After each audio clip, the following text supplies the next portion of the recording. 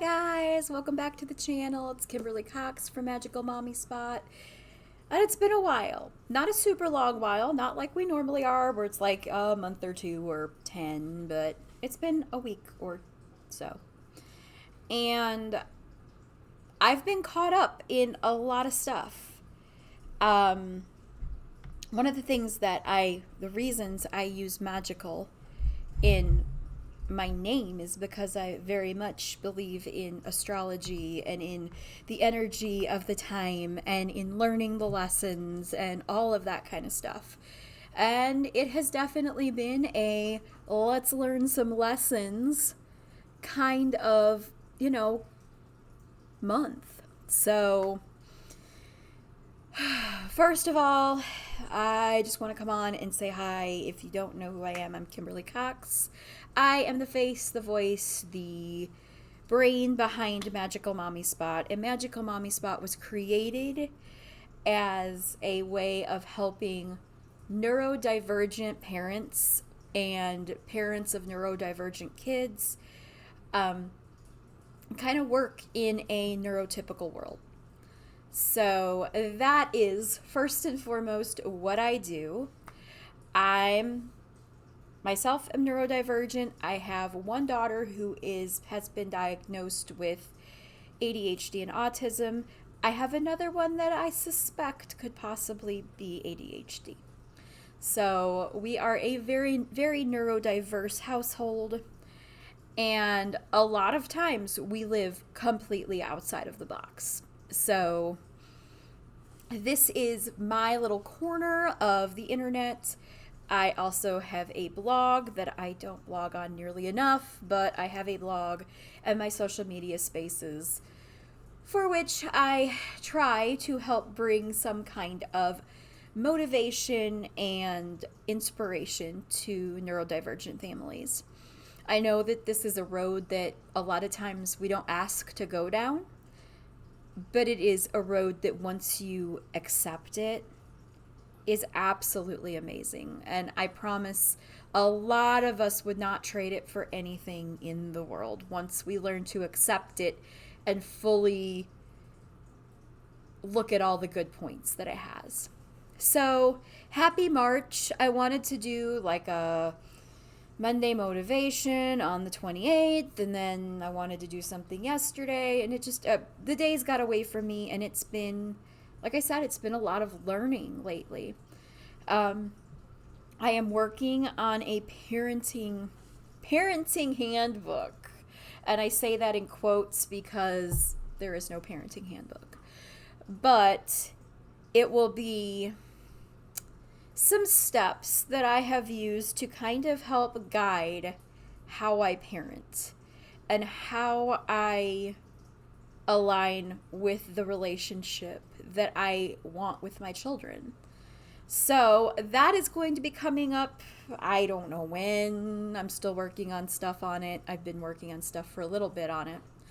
But that is something that's in the future coming up. I'm excited about that because it's been a long time coming, and it's something that I feel very deeply is needed in the neurodivergent world.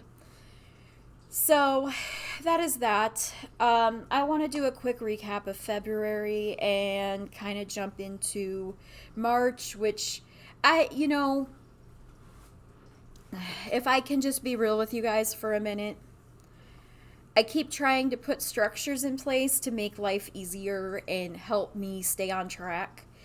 And I find that as soon as I put the structures in place, in my neurodivergent brain, I'm like, I don't want to do that now. You're making me do this. I don't want to do this. I'm making me do this, but I don't want to do this.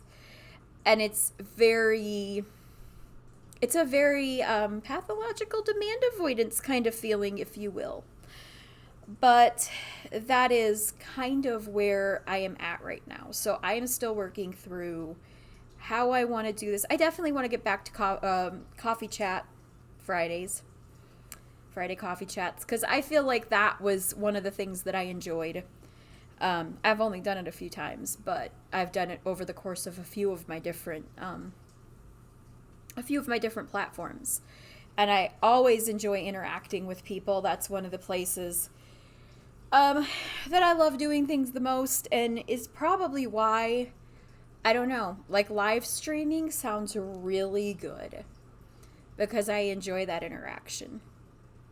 So we shall see what happens. I'm not saying I'll leave YouTube or that I'll, only live stream on YouTube, but it's definitely something that is in my brain as like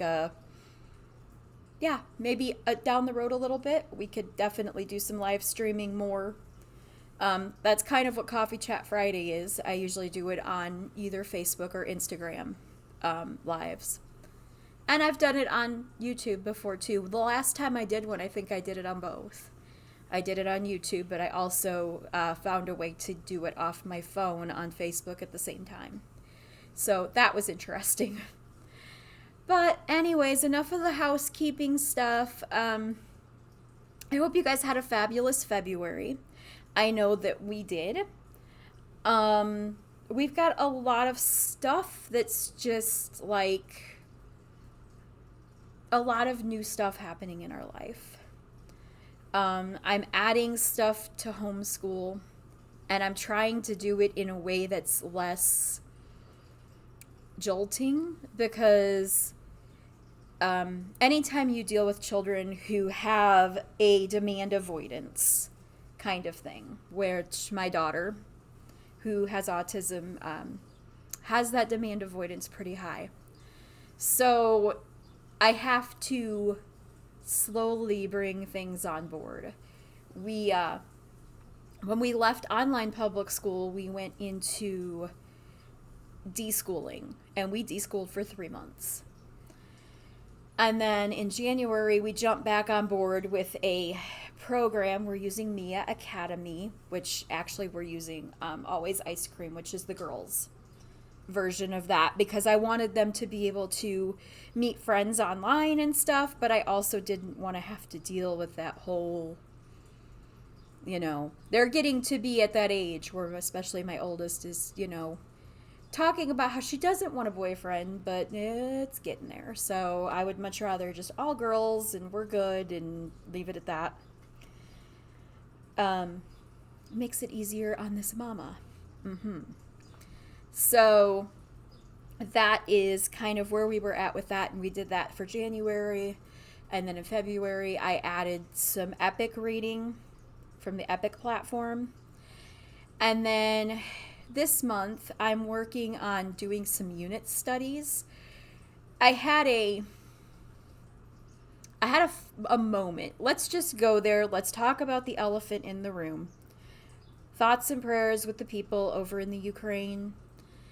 And hold tight. And I can't even imagine how those people are feeling.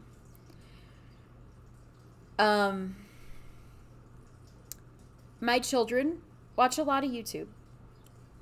And I'm not always right next to them. In fact, a lot of times I'm not right next to them.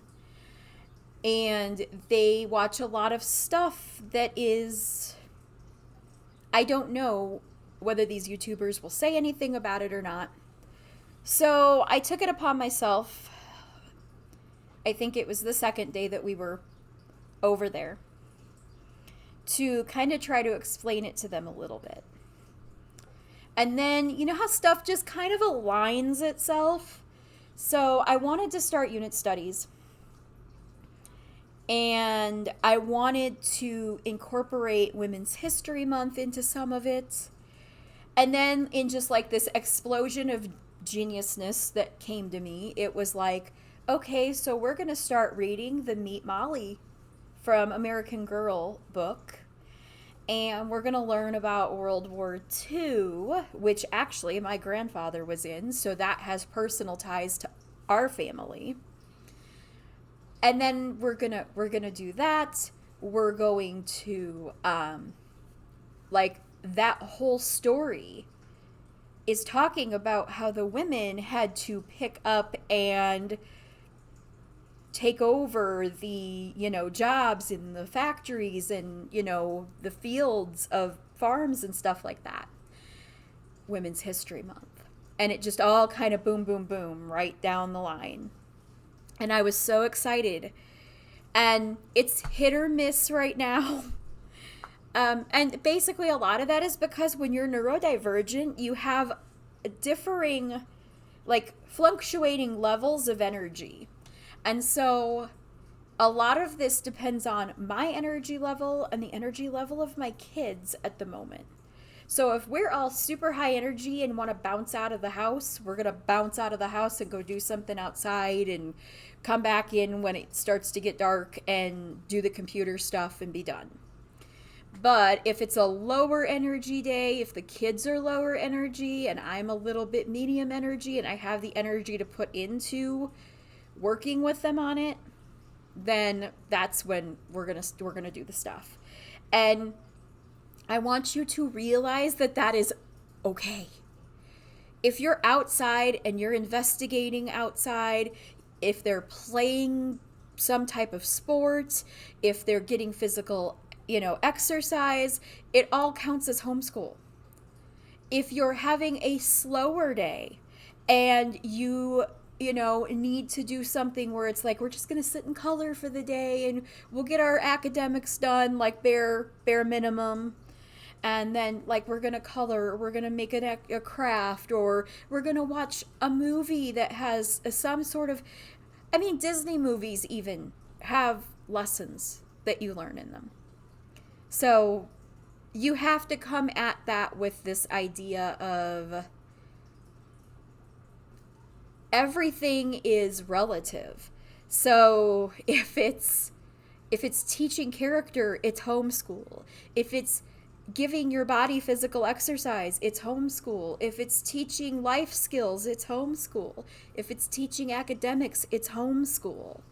So, and there's even some bits of it where I have even called things like allowing them a certain amount of time to game online with other people, having social, experiences with that. It's also another level of getting, learning social skills, which is homeschool. So you have to think creatively and outside of the box, especially with neurodivergence in your household. And I think that is at the heart of it what we were created for. In the neurodivergent community, we are the outside of the box thinkers. We are the ones who can go, this isn't a problem. Like, it is something that needs a solution, yes. So I guess in that realm you can call it a problem, but it isn't a major problem. It just needs this solution tweaked this way, and then boom, we got it solved.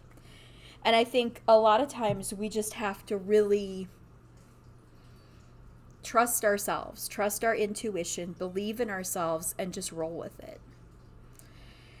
So that is our little homeschool kind of thing. I've also gotten more than one set of pen pals for the kids, as well as we have we've sponsored a couple of children from Save the Children, and we'll be writing letters to them as another form of handwriting and learning about social situations and learning about cultures.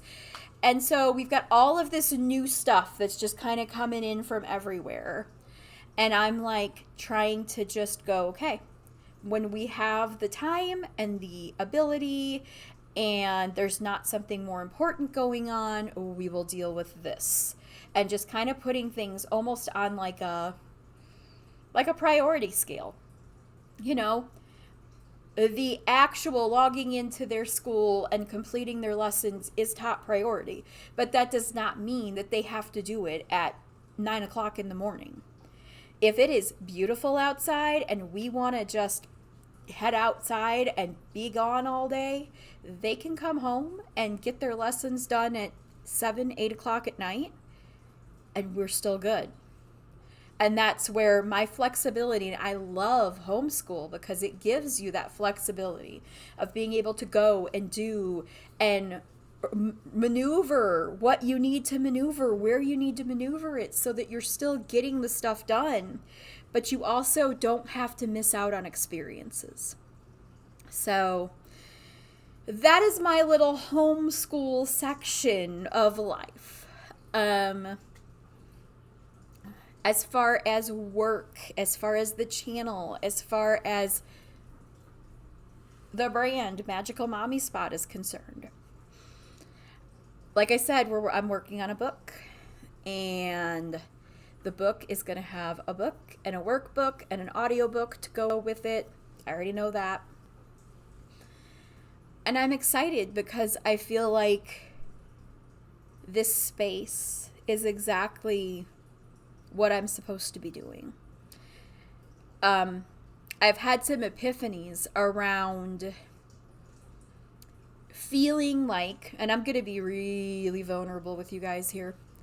For those of you who have watched my previous videos and know kind of what I've been what I've been through in the past, I feel like there's been a sense of a coping mechanism that has to do with, oh, you don't go through these kinds of trauma and, problems and things like that to go flip burgers at McDonald's. Like, you have this higher purpose, and it's this big thing, and like, you need to hold on to this higher purpose. And I feel that still. But my perspective on what is this higher thing has shifted. I was watching, for those of you who know the movie, The Fault in Our Stars, and I have identified a lot with the character Augustus Waters and him saying, like, I feel like I've been through this so that I can help people and I can do this stuff. And then he ends up in a situation where he starts to feel like, I don't get it. Like, I thought I was going to be this big person. I thought that everybody was going to remember me. I thought that, and he's like, clearly that's not going to be the case now. And his girlfriend gets mad at him because she's like, who are we? Who am I? Who is your family? Who are your friends? We're nobody. Like, the fact that we're going to remember you means nothing to you. And it just hit me. And I've watched the movie, I don't know how many times. But it was like I was finally open to that. I was finally open to that part where I was like, just because I'm not saying this channel is not going to reach 1,000, 10,000, 100,000. But if I only ever have 15, 20, 30 subscribers, I can't give any less than I would give if I had 5,000, 10,000, a million. And it's like in that moment of, what is your greatest? What is your greatest, you have this, I've got this high calling. Well, what is that high calling? Is that high calling homeschooling your children? Is that high calling doing this path right here, homeschooling your children, parenting your children in the way that they need to be parented, reparenting yourself so that you take those triggers away from them and you're not putting your triggers onto them? Is that your highest path? Because in doing that, you're going to attract the people around you who need that. And then you're going to be able to help them do that as you're doing it yourself. And I had that like epiphany like between Monday night and Tuesday morning. And it was just this like, it was that exclamation point at the end of the sentence of writing my book. It was the starting off February with like absolute devotion, motivation, just I'm gonna do this thing. I'm gonna make sure I get all these videos up, and I'm gonna just be consistent, and then just falling off because I was, one, wearing myself out because I wasn't honoring my spoons.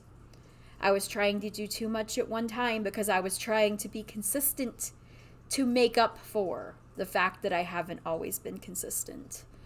And I think that that's where I need to take a breath, and realize that I'm not making up for it isn't going to do anything. At this point in my business, at this point in my life, we're moving forward.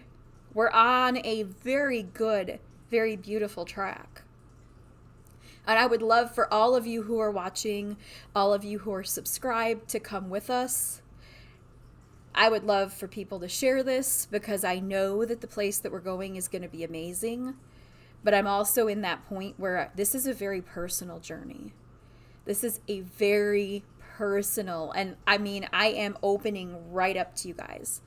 This is a very personal journey for which I am sharing my story, because I know that there are those of you out there who desperately, as I did, desperately need a guide, desperately need someone to say, okay, here, let me help you. It's this way. And when I was new to the neurodivergence, I was very deeply rooted in a thought of ableism, because I always just, it was what was presented to me. Oh, this is autism, ADHD, things like that. They are a challenge, but they can be overcome, and you'll never be able to heal. They'll never be cured, but you can put all these things in place that help you, dare I say, live a normal life, become a productive member of society.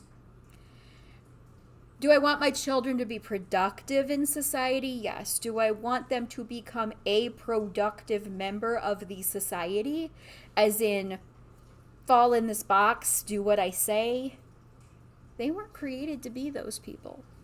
There are people out there that are created to be that, and that is fine. If that is you, more power to you. Everybody needs to be themselves.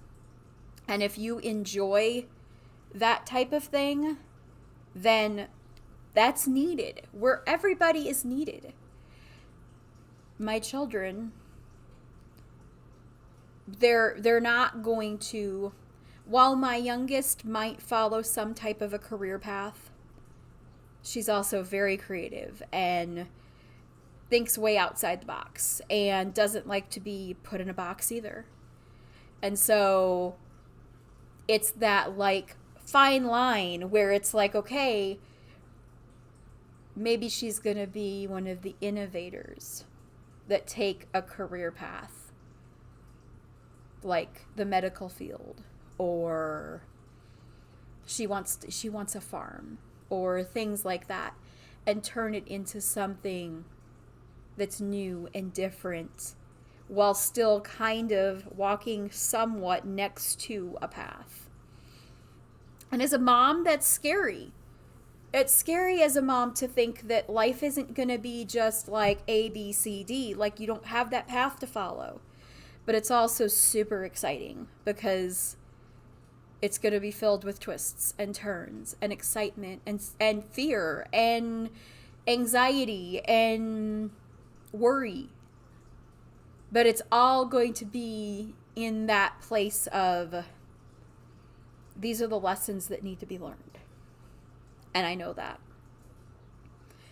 So that is, in a nutshell, where I'm taking this channel. Along the ride with me, along the journey. Sharing tips and tricks as I find them in almost real time. And just kind of working with what is given to me. and not trying too hard to make this into something, but rather allow it to just evolve and grow. And wherever it twists and turns and whatever it does, it does. And this is our life. I will probably attempt at some point in the near future to do some vlogs.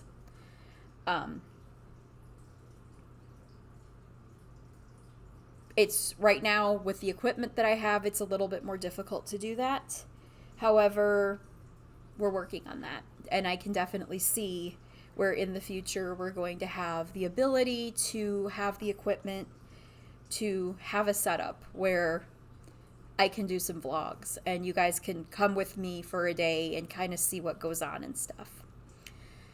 So now that I've sat here for 25 minutes, almost 26 minutes of your time, I just want to say that I hope that you guys all take the time today on this new moon in Pisces, which is the end of the astrological year, the end of the astrological cycle. We are wrapping things up and getting ready to start new cycles.